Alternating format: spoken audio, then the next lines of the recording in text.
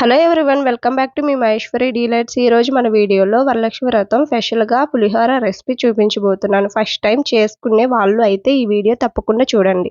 ఎప్పుడు చేసుకునే పులిహోర కాకుండా పండగ రోజు ప్రత్యేకంగా టేస్ట్ వచ్చే పులిహోర చేయాలి, ఈజీగా కంప్లీట్ అయిపోవాలి. ఈ రెసిపీని అయితే ట్రై చేయండి. గుడిలో పులిహోర టేస్ట్ ఉంటుంది. ఫస్ట్ టైం చేసుకునే వాళ్ళు కూడా ఈజీగా చేసుకోవచ్చు. సింపుల్ ప్రాసెస్ వీడియో అండి. పర్ఫెక్ట్‌గా వస్తుంది. దేవునికి నైవేద్యం పెట్టాలి అన్నా, ప్రసాదంగా తినాలి అన్నా, గుడిలో టేస్ట్ వచ్చే పులిహోర తినాలి అన్నా సింపుల్‌గా చేసుకోవచ్చు. మరింక లేట్ ఎందుకు, గుడిలో టేస్ట్ వచ్చేలాగా ఎలా చేసుకోవాలో చూసేద్దాం. మనం ముందుగా రైస్ని కుక్ చేసుకోవాలండి. 1 కుక్వేర్ తీసుకొని అందులోకి 1 గ్లాస్ ఆఫ్ రైస్ని పోసుకోండి. శుభ్రంగా 1కి 2 సార్లు వాష్ చేసుకోండి. ఇక్కడ నేను 1 గ్లాస్ తీసుకుంటున్నాను రైస్. మీరు డబల్ తీసుకుంటే ఇంగ్రీడియంట్స్ కూడా డబల్ తీసుకోవాల్సి వస్తుంది. రైస్ వాష్ చేసుకున్నాక వాటర్ పోసుకొని స్టవ్ ఆన్ చేసుకొని స్టవ్ మీద పెట్టుకొని సాల్ట్, నూనె పోసుకొని మూత పెట్టుకొని రైస్లా కుక్ చేసుకోండి. రైస్ కుక్ అయ్యే లోపల ఒక బౌల్ తీసుకోండి. బౌల్లోకి నిమ్మకాయ కన్నా పెద్ద సైజు, నారింజకాయ కన్నా చిన్న సైజు చింతపండునైతే తీసుకోవాలి. ఒకసారి వాటర్తో వాష్ చేసుకొని వాటర్ పోసుకొని ఒక అరగంట పాటు నానబెట్టుకోవాలి. మీకు త్వరగా నానిపోవాలంటే హాట్ వాటర్ పోసుకోవాలి. పక్కన పెట్టేసుకోండి. ఇప్పుడైతే రైస్ అనేది కుక్ అయిపోయింది. వాటర్ వంపేసుకొని పొడి పొడిగా ఉన్నప్పుడే మనము ఇప్పుడైతే కరివేపాకు వేసుకొని పసుపు, ఆయిల్ పోసుకొని మొత్తం ఒకసారి కలిసే విధంగా కలుపుకొని పక్కన పెట్టుకోవాలి. ఇప్పుడు స్టవ్ ఆన్ చేసుకుని స్టవ్ మీద ప్యాన్ పెట్టుకొని మెంతులు, మిరియాలు వేసుకొని దోరగా ఫ్రై చేసుకోండి. కలర్ చేంజ్ అయ్యాక ఇప్పుడు జీలకర్రను కూడా వేసుకోండి, ధనియాలు కూడా వేసుకోండి. మంట అనేది స్లిమ్లో పెట్టుకొని ఫ్రై చేసుకోండి. మొత్తం ఒకసారి ఫ్రై చేసుకున్నాక చల్లారాక ఒక మిక్సీ జార్లోకి తీసుకొని మెత్తగా పొడి చేసుకోండి.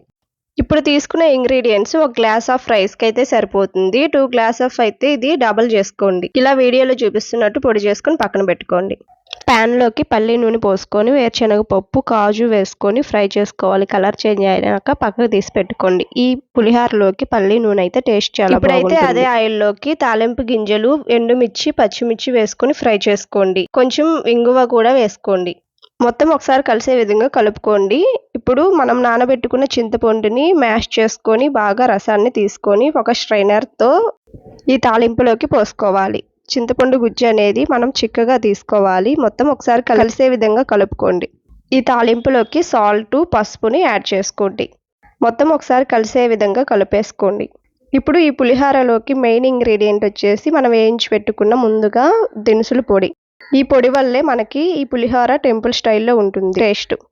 ఫైనల్గా కరివేపాకు వేసుకొని ఫ్రై చేసుకొని ఎక్కువేమీ ఏగక్కర్లేదు, స్టవ్ ఆఫ్ చేసేసుకోండి. ఈ తాలింపుని పక్కన చల్లారబెట్టండి. ఇప్పుడైతే మనం ముందుగా కలిపి పెట్టుకున్న రైస్ని తీసుకోండి. ఎక్కడన్నా అన్నం ఉండలు ఉంటే కలుపుకోండి.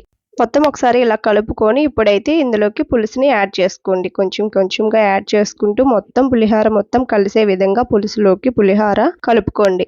చింతపండు పులుసులోకి పులిహోర మొత్తం కలిసే విధంగా కలిపేసుకున్నాక ఇప్పుడు ఫైనల్గా అయితే మనం ఫ్రై చేసుకున్న వేరుశనగపప్పు, కాజునైతే వేసుకొని కలుపుకోండి. ఇవి ఇప్పుడు వేస్తే క్రిస్పీగా ఉంటుంది. ముందర పులుసులో వేసేస్తే క్రిస్పీగా ఉండదు, మెత్తగా అయిపోతాయి. మనం తినేటప్పుడు క్రిస్పీగా అక్కడక్కడ తగులుతూ ఉంటుంది. అంతేనండి, ఎంతో రుచిగా కమ్మగా టెంపుల్ స్టైల్ పులిహోర అయితే రెడీ అయిపోయింది. ప్రత్యేకమైన రుచితో చింతపండు పులిహోర తయారైపోయింది. మీరు ఈ వరలక్ష్మి వ్రతానికి ట్రై చేసి మీ ఫీడ్బ్యాక్ అనేది ఎలా వచ్చిందో నాకు కామెంట్లో షేర్ చేసుకోండి. మీ ఫ్రెండ్స్కి, మీ ఫ్యామిలీ మెంబర్స్కి నా వీడియోని షేర్ చేయండి. Thank you for watching. Bye friends.